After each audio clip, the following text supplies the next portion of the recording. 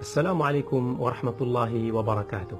Tahukah kita di sebalik kejayaan ramai lelaki di luar sana, termasuk diri saya sendiri, ialah wujudnya seorang wanita bergelar isteri, iaitu isteri yang menjadi tunjang kehidupan kita, isteri yang menjadi tulang belakang kita.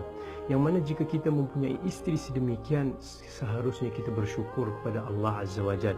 Isteri yang boleh membawa ketenangan kepada kita, isteri yang selalu akan menjadikan kehidupan kita lebih baik. Allah Azza wa Jal berfirman dalam Al-Quran, "Wa min ayatihi an khalaqalakum min anfusikum azwajan litaskunu ilaiha wa ja'ala bainakum mawaddatan wa rahmah." Di antara kekuasaan Allah ialah dimenjadikan daripada jenis kita isteri yang kita cenderung ke arahnya dan kita saling berkasih sayang sesama mereka. Maka nikmat ini seharusnya kita hargai. Isteri yang baik ialah isteri yang boleh membawa suaminya ke arah tahap yang positif, kehidupan yang lebih baik, menjadi hamba Allah yang lebih taat, menjadi anak yang lebih baik, menjadi manusia yang lebih baik. Dalam sebuah hadis yang diriwayatkan oleh Abi Daud rahimahullah, Nabi sebut rahimallahu mar'atan.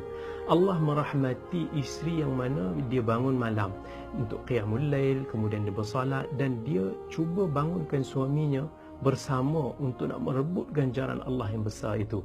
Tetapi jika suaminya enggan, dia akan merenjiskan air ke muka suaminya. Iaitu hadis ini menggambarkan betapa besar peranan isteri yang salihah, peranan isteri yang cuba untuk nak membawa, membimbing suaminya ke arah yang lebih baik.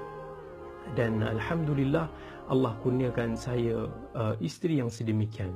Antara faktor yang membuatkan saya mampu untuk nak mengharungi kesukaran hidup, tekanan dalam kehidupan, kesempitan dan sebagainya ialah Allah kurniakan, Allah rezekikan kepada saya mempunyai isteri yang salihah, yang mana cuba untuk nak mempermudahkan urusan hidup saya, yang mana cuba untuk nak menenangkan kita dikala kita dalam keadaan yang sukar, yang mana isteri yang akan menyediakan segala-galanya dan bersegera untuk nak menyenangkan kita. Bila mana kita balik, segalanya sudah tersedia, makanan yang kita suka, anak-anak yang sudah terurus, walaupun kita tidak minta untuk nak mereka melakukan sedemikian, tapi kerana dia mahu membantu kita, yang membuatkan kita tenang untuk nak melakukan persebaran pekerjaan dengan lebih baik, yang membuatkan kita lebih bersemangat, maka jangan kita lupa faktor-faktor bila mana kita berjaya mencapai sesuatu. Di sebalik perkara tersebut ada isteri yang support kita, yang membantu kita, yang memberi sokongan dan dukungan kepada kita. Dan ini mengingatkan saya kepada kisah Nabi SAW dengan Khadijah binti Khuwailid, isteri pertama kesayangan Nabi SAW. Ingat tak kita dalam Sahih Bukhari tentang kisah ketika Nabi SAW baru diturunkan wahyu di Gua Hira. Nabi dalam keadaan yang panik, Nabi dalam keadaan yang takut, tidak tahu apa yang berlaku. Lalu bila mana dibalik ke rumah, dia pun panggil Khadijah, zammiluni, selimutkan aku. Dia rasa sejuk, dia rasa macam nak demam macam tu sebabkan terlampau takut. Dan Khadijah adalah seorang wanita yang kita boleh kata antara yang terkaya di Madinah, yang cukup berpengaruh. Tetapi cuba kita bayangkan, kebiasaannya seorang suami yang tidak kaya berkahwin dengan isteri yang kaya, biasanya kita akan mendengar cerita-cerita yang tidak enak. Biasanya akan ada problem ataupun konflik kerana ego masing-masing, kerana adalah yang kita kata tak kena. Khadijah wanita yang kaya berkahwin dengan Nabi SAW yang tidak kaya harta, dan bahkan pernah bekerja dengan Khadijah sebelum perkahwinan mereka. Tetapi kerana Khadijah faham dia adalah seorang wanita, isteri yang salihah kepada Nabi SAW. Dia tidak angkuh, dia tidak bongkak, tetapi dia sentiasa menjadi tulang rusuk Nabi SAW yang berdamping dengan Nabi, menenangkan Nabi.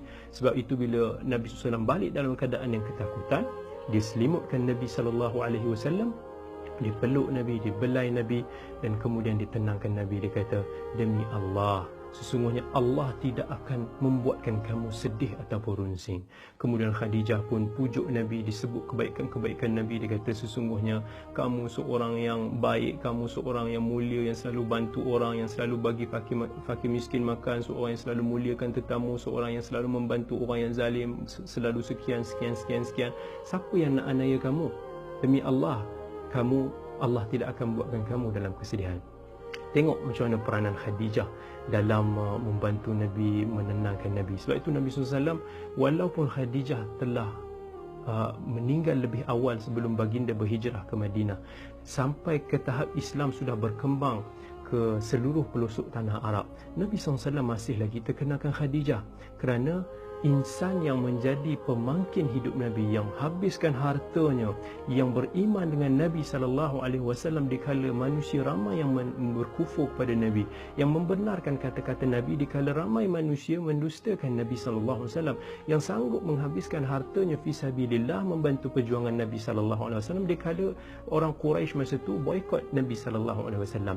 Nabi teringat dan rindu akan Khadijah, isterinya yang cukup matang, yang cukup menjadi syurga bagi Nabi SAW.